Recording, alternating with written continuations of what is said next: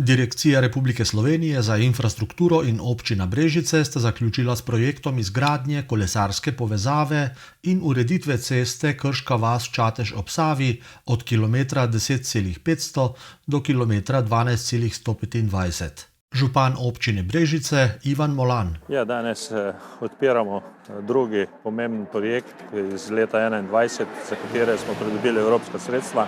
Takrat smo dobili 3 projekte: kolesarska Brežice–Dobova, kolesarska Brežice–Čatež in pa hidravlične izboljšave v vrednosti nekje 12 milijonov evrov, od tega skoraj 7 milijonov evropskih sredstev. Danes me veseli, da smo končno prišli do drugega projekta, že ki ga uspešno zaključujemo. Gre za kolesarsko stezo od Brežic do Krške vasi v dolžini 1,6 km. Se izgradi praktično nova kolesarska steza z pločniki. Prav tako seveda je bilo treba narediti oporne zidove, avtobusne postaje in pa veseli me, da je direkcija tudi sočasno uredila tudi cesto.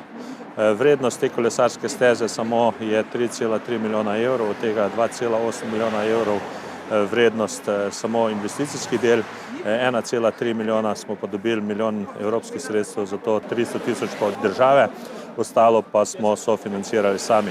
S tem seveda nekako povezujemo tudi kolesarsko stezo praktično od Rigonc do Brežic, čez Brežice in pa do Krške vasi in pa seveda še povezujemo naprej z kolesarskimi poti, tako da bomo danes s tem pridobili skoraj 5 km novih kolesarske steze in pa kolesarske poti in jaz verjamem, da s tem bomo veliko pripomogli predvsem prometni varnosti in pa seveda tudi varnosti kolesarjev, pešcev, predvsem pa bomo dodatno spodbujali gibanje ljudi in pa seveda trajno mobilnost.